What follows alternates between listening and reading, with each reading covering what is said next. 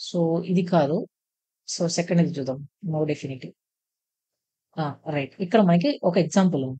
So, ఇక్కడ చూడండి specification same మనం ఎక్కడైతే నోడ్ బేస్డ్ షెడ్యూలింగ్ చేసామో, మనం ఎక్కడైతే node selector node label add చేసామో, సారీ నోడ్ సెలెక్టర్ యాడ్ చేసామో, అదే ప్లేస్‌లోనే నాకు ఎఫినిటీ అనేది కూడా వస్తుంది. సో, ఎఫినిటీ నేను కాపీ చేసుకుంటాను.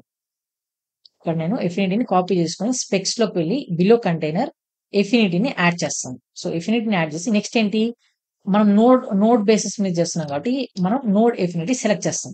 సో, పాడ్ ఎఫినిటీ కూడా ఉంది. ఓకే. మనకి ఇప్పుడు ప్రస్తుతానికి మనం నోడ్ ఎఫినిటీ వాడుతున్నాం. సో, నోడ్ ఎఫినిటీలో ఇక్కడ చూడండి. ఈ పాత్ చూడండి. ఇదేంటి ఇక్కడ రిక్వైర్డ్ డ్యూరింగ్ షెడ్యూలింగ్. ఇక్కడ ఏదైతే రిక్వైర్డ్ ఉందో ఈ ఫస్ట్ కీవర్డ్ ఇది నా ఇంపార్టెంట్ కీవర్డ్. ఏదైతే ఇప్పుడు నేను ఇక్కడ మనం డిస్కస్ చేసామో రిక్వైర్డ్ ఆర్ ప్రిఫర్డ్. సో, ఇక్కడ నేను రిక్వైర్డ్ అంటే దీని గురించి మాట్లాడుతున్నాను. రిక్వైర్డ్ డ్యూరింగ్ షెడ్యూలింగ్ అని చెప్పేసి. సో, దీన్ని నేను కాపీ చేసుకుంటాను. కాపీ చేసుకొని నా యామిల్ ఫైల్ అయితే పేస్ట్ చేస్తాను. Required done. దాని తర్వాత నోడ్ సెలెక్టర్ టర్మ్స్.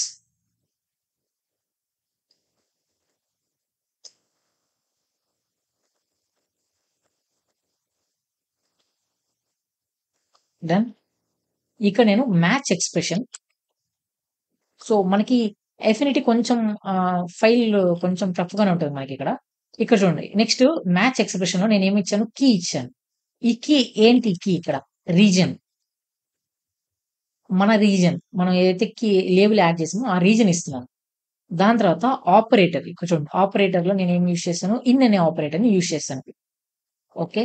డన్. దాని తర్వాత వాల్యూ. ఈ వాల్యూలో రీజియన్ అన్నావు కదా! ఏ రీజియన్స్. ఆ రీజియన్ ఒక వాల్యూస్ చెప్పు నాకు. సో, ఆ వాల్యూస్‌లో ఏముంటది మనకి? తిరుపతి,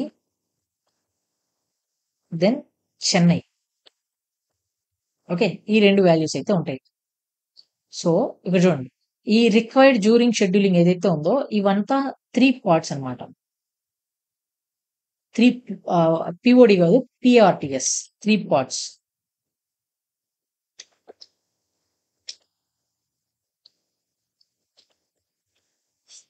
చూడండి. రిక్వైర్డ్.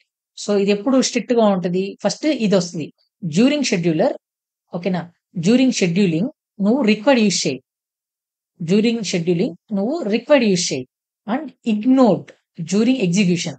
ఒకసారి నువ్వు డిప్లాయ్ అయిపోయాక ఆ పాడ్ అనేది ఒకవేళ నువ్వు ఫర్ ఎగ్జాంపుల్ ఒక పాడ్‌ని డిప్లాయ్ చేసావు రిక్వైర్డ్ యూజ్ చేసుకొని.